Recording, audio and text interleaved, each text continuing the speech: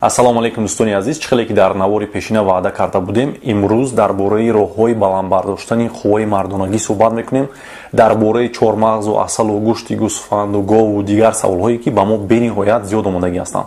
Мутаассифона бо сабаби тангдастӣ медонам наворҳо дер баромада истоданд, вале ман кӯшиш мекунам ки вақт ёфта ақаллан дар як ҳафта як навор барои шумо ҳатман кунам.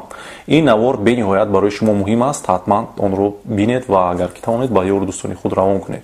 خب پیش از سر کردن موضوع میخوام با شما گویم که مقصد این نوار این نیست که شما این معلومات ها رو گرفته با کارهای نادرست و غش دست زنید. نه، برعکس. خیلی که شما میدونید ما در چندین نوار دعوت میکنیم که کارهای غش رو نکنید. الکی در باره ضرر سیگار، ضرر عرق و گویم که تماشای پورنو و دیگر چیزها الکی صحبت کرده هستیم. تا که شما همون گویم که ضررهای آنها رو به خود گیرید و فهمید که کنیم یا که نکنیم، این البته که در اختیار شما است. و در اینجا من یگان کار کردن نمیتونم. مقصد این نوار یعنی این سالم بودن شما است، نه با مقصدی گویم که شما رو تلا دادن با یگان کارهای غشت. حتی باید گفت که نوار آینده نصیب باشد در باره بیماری های میشن که برای علاقه جنسی میگذارد و من میفهمم که آنها چی عاقبت ها دارن و آن نوار هم به مردان هم به زنان بنهایت مهم است. و برای اون که از آن نوار آگاه شوید، حتما در کانال подписаться کنید و زنگوله رو نیز پخش کنید. و وقتی من خدا خواهد اگر همون نوار رو گذارم با شما یعنی که معلومات میرود و شما میتوانید دارید و اون رو تماشا کنید. خب اکنون بیایید موضوع امروز رو شروع میکنیم. خیلی که شما میدونید در مرد گرمونی هست که آن رو تستوسترون میگویند و وقتی آن کم میشود آن به سوسشوی مردانگی یا اریکتیل دیسفونکسیا میآورد و حتی فایز اسپرماتوزوید نیز پست میشود.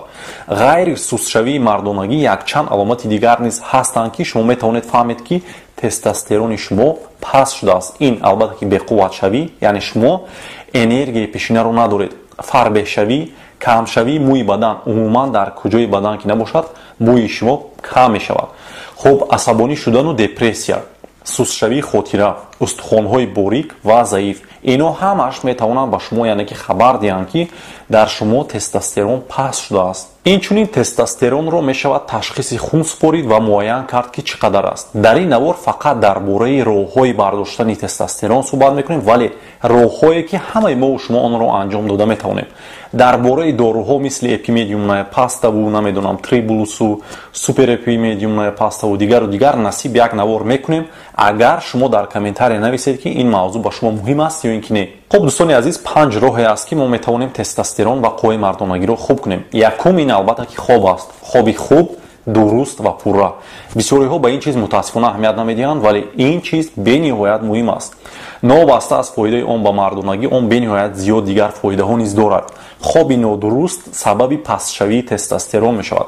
البته برای آنهایی که دختران یا دیگر کارهای میکنند که شبانه نیز بعضی وقت آنها باید در کار باشند، این مشکل تر است. ولی به هر حال باید هر یک نفر موافقی گوییم که امکانیت ها این کار رو باید انجام دهد. خوابی درست از 6 ساعت تا 8 ساعت است در کلان سالم، ولی نه خوابی که ساعت 3 شب خواب کنی و ساعت 10 خیزی.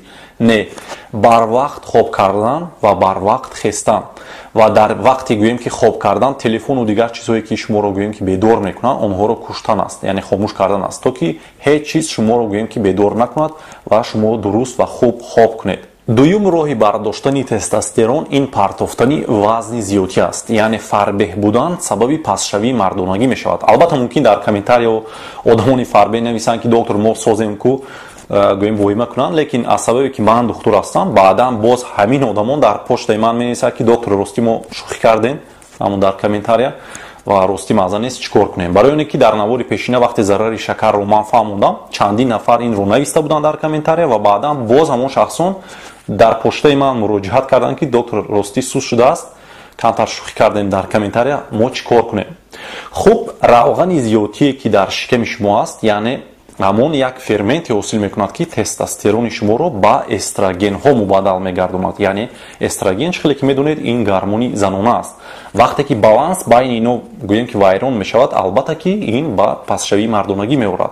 باید تستوسترون همه وقت از استروژن زیاد باشد در مردم. برای همین وزن خود را شما باید نگاه کنید. برای اینکه شما فهمید که باید وزنتون با قدتون چقدر مطابقت کند، شما باید ایندکسی وزن بدن خود را حساب کنید. сайте ҳаст ки ман дар поён ссилкаи онро мегузорам ва шумо метавонед дароед ва дар он ҷо вазну қади худро яъне гӯем ки нависед ва калкулятор ба шумо мегӯяд ки шумо бояд хароб шавед ё баръакс фарбе.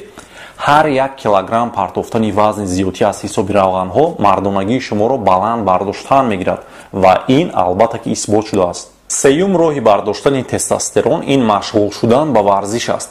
шумо бояд донед ки чӣ қадаре ки шумо вазнин машқ кунед ҳамон қадар тестостерон зиёд ҳосил мешавад. яъне шахсе ки вазн мебардорад дар ӯ тестостерон зиёдтар ҳосил мешавад назар ба шахсе ки бевазн машқ мекунад. вале вазни баланд бардоштану машқи зиёдӣ низ камбудиҳои худро дорад ки метавонад сабаби пастшавии тестостерон шавад.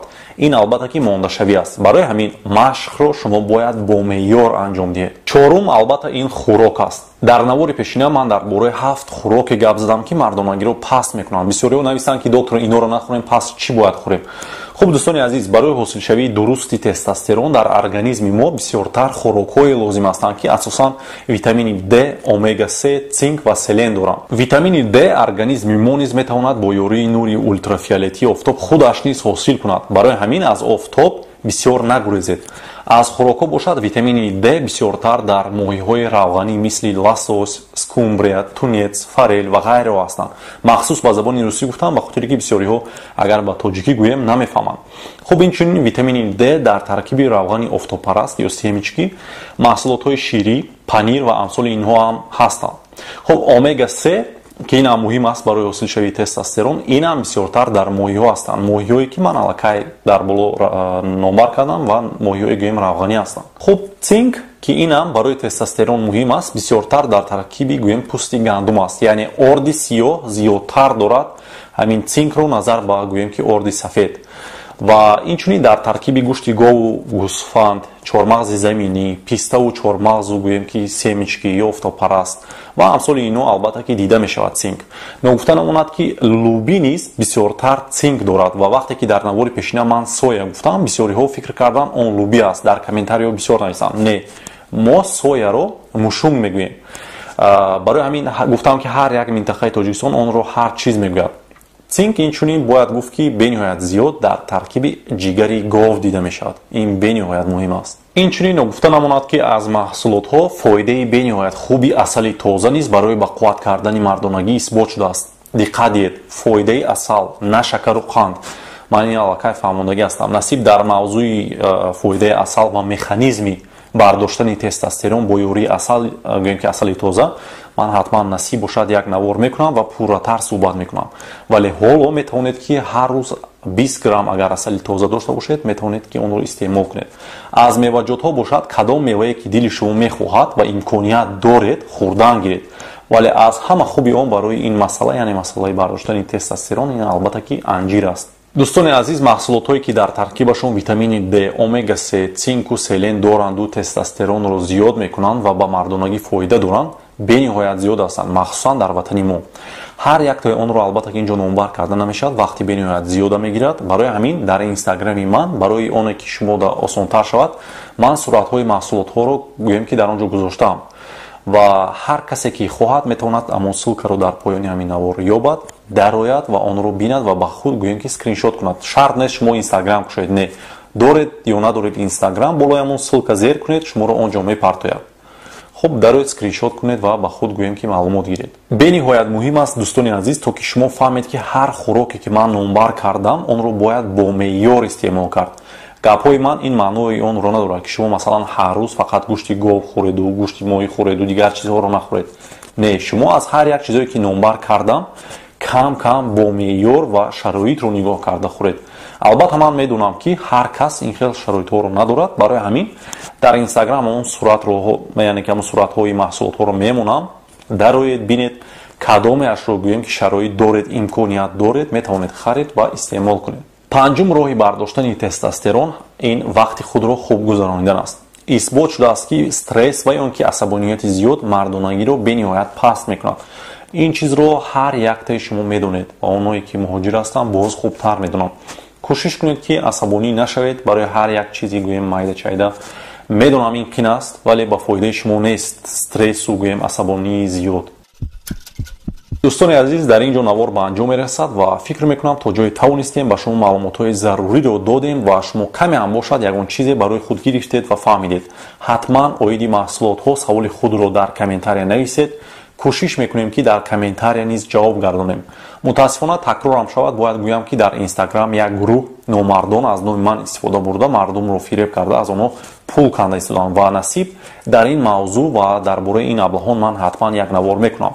барои ҳамин дар директи инстаграм савол равон накунед. саволу ҷавоб танҳо дар почта мешавад. почтаи ман дар зери ҳар як навор ҳаст. ва ногуфта намонад ки вақте ки дар почта менависед ба шумо автоответчик ҷавоб медиҳад ва ба саволҳо бояд ҷавоб гардонед, то ки ман тавонам ба шумо кӯмак расонам. агар дар почта давоми 6-7 рӯз ҷавоб нагирифта бошед, донед ки айби худи шумо аст. дар автоответчик яъне саволҳое ки ба шумо омодагӣ аст ҷавоб додагӣ нестед. хуб дӯстони азиз, дар ин ҳолат шумо метавонед ки почта яъне ки папкаи спами худро низ гӯем ки бинед, шояд дар он ҷо бошад. хуб, дар ин ҷо навор дӯстони азиз ба анҷом мерасад. навори оянда насиб бошад, бениҳоят мавзӯи муҳим аст ва ман кӯшиш мекунам ки зудтар бо пайдо шудани вақт барои шумо он наворро кунам. барои наворро дидан, яъне навори ояндаро ҳатман дар канал подписатсия кунед агар накарда бошед ва зангуларо низ пахш кунед. худованд ҳеҷ гоҳ бемор нашавед. хайр.